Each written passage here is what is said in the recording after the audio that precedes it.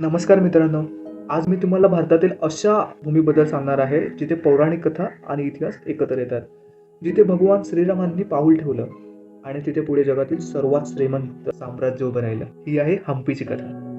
असं मानलं जातं की आजची हम्पी म्हणजे प्राचीन काळातील कृष्णकिंद्रा नगरी. हीच भूमी जिथे श्रीराम आणि लक्ष्मण सीतेच्या शोधात फिरत होते.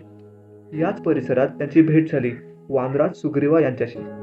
त्यावेळी सुग्रीव आपल्या भावापासून म्हणजे वाली याच्यापासून घाबरून वृक्षमुख पर्वतावर लपून राहत होता आणि श्रीरामांनी बालीचा वध करून सुग्रीवाला पुन्हा राज्य मिळवून दिलं. याच भूमीवर भगवान हनुमान पहिल्यांदा श्रीरामांना भेटले. आज हम्पीजवळ असलेला अंजनाद्री पर्वत हा हनुमानाचा जन्मस्थान देखील मानला जातो. म्हणजे विचार करा, ज्या ठिकाणी रामायणातील इतक्या महत्त्वाच्या घटना घडल्या त्याच भूमीवर एका महान साम्राज्य उभं राहिलं होतं. आता आपण इतिहासाकडे वळूया. विजयनगरी साम्राज्याची स्थापना. आजचं हम्पी म्हणजे कर्नाटका राज्यातील तुंगभद्रा नदीच्या काठावर वसलं आहे. इसवी सन 1336 मध्ये दोन भावांनी म्हणजे हरिहरा आणि बुक्काराया यांनी विजयनगर साम्राज्याची स्थापना केली होती. त्या काळात दिल्ली सल्तनतची आक्रमणं इतकी वाढली होती त्यामुळे दक्षिण भारतात अस्थिर झालं होतं. दक्षिण भारताचं रक्षण करावं हा हेतू त्यांचा होता. तेव्हा त्यांनी ठरवलं आपण एक शक्तिशाली साम्राज्य उभं करायचं आणि दक्षिण भारताचं रक्षण करायचं, आणि त्यांनी केलं देखील. त्यांनी हम्पीला आपलं राजधानी बनवलं. त्यानंतर पिढीच्या बऱ्याच राजांनी हम्पीवरती म्हणजे विजयनगरी राज्यावरती राज्य केले होते. पण याचा सुवर्ण काळ म्हणजे कृष्णदेवरायाचा काळ. विजयनगरातला सर्वात महान राजा म्हणजे कृष्णदेवराय. त्यांच्या काळात साम्राज्य सर्वात शक्तिशाली आणि सर्वात जास्त विस्तारलं गेलं होतं. व्यापार इतका प्रगत होता की हम्पीच्या बाजारपेठात हिरे मोती रस्त्यावर उघड्यावर विकली जात होती. परदेशातील अनेक व्यापारी इथे येत होते.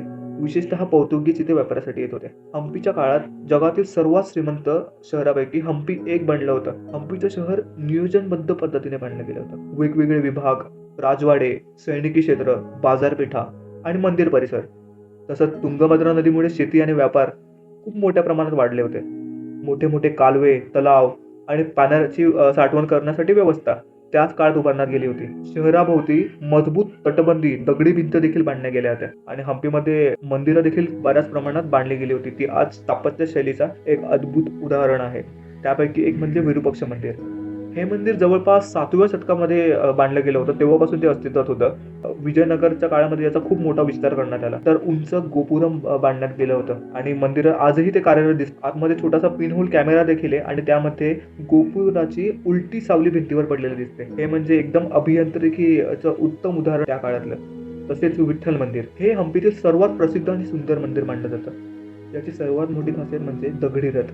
हा रथ पूर्णपणे दगडातून कोरला गेलेला आहे. तो इतका सुंदर आहे की भारताच्या 50 रुपयाच्या नोटेवर सुद्धा छापला गेलेला आहे. तसेच संगीत खांब. या मंदिरात 56 संगीत खांब आहेत. त्यावर हलके स्टॅप केल्यावरती वेगवेगळे स्वर निर्माण होतात. त्यातील काही 2 खांब ब्रिटिशांनी तोडले देखील होते अभ्यास करण्यासाठी, आणि आज या खांबांना स्पर्श करण्यात बंदी आहे कारण त्यांचं नुकसान होऊ नये त्यासाठी. आणि हा विठ्ठल मंदिर देखील त्या काळातील अभियांत्रिकी आणि ध्वनी विज्ञानाचा अप्रतिम नमुना मानला जातो. तसंच हजारा रामा मंदिर. हे मंदिर राजवाडा परिसरात आहे आणि याची खासियत म्हणजे मंदिराच्या भिंतीवर पूर्ण रामायणाच्या कथा कोरलेल्या आहेत. प्रत्येक शिल्पात युद्ध, राज्याभिषेक आणि विविध प्रसंग दाखवले आहेत. हे मंदिर दगडात कोरलं गेलेलं रामायणच आहे. आणि जसं प्रत्येक साम्राज्याचा एक शेवट असतो तसं या साम्राज्याचा देखील शेवट झाला. इसवी सन 1565 मध्ये बॅटल ऑफ तालिकोटा ही ऐतिहासिक लढाई झाली. विजयनगरवर हल्ला केला गेला. डेक्कनमधील मुस्लिम सुलतानांच्या संयुक्त सैन्याने यामध्ये प्रवेश होता. जसं विजापूर, अहमदनगर, गोलकोंडा, बिदार सल्तनत हे या सर्व सल्तनते एकत्र मिळून विजयनगर विरुद्ध उभे राहिले. लढाईमध्ये विजयनगरचा पराभव झाला. राजा रामराय यांना ठार मारण्यात आलं. यानंतर हम्पीवर भयंकर आक्रमण केले गेले. शहरं लुटली गेली, मंदिरं उद्ध्वस्त झाली, राजवाडे जाळले गेले. आणि आजचा इतिहास सांगतो की येथील मंदिरं, येथील शहरं अनेक महिने लुटले गेली आणि जगातील सर्वात श्रीमंत शहर असलेलं हे शहर काही दिवसामध्ये एका अवशेषांमध्ये बदललं गेलं. आज आपण हम्पीला भेट देतो तेव्हा आपल्याला फक्त दगड दिसत नाहीत, आपल्याला रामायणाची कथा दिसते, आपल्याला विजयनगरचं वैभव दिसतं. हम्पी आपल्याला शिकवतं की सत्ता आणि संपत्ती कायमस्वरूपी नसते, पण संस्कृती, इतिहास आणि वारसा एक कायम जिवंत राहतात. धन्यवाद मित्रांनो. अशा ऐतिहासिक आणि पौराणिक कथा ऐकण्यासाठी चॅनलला सबस्क्राईब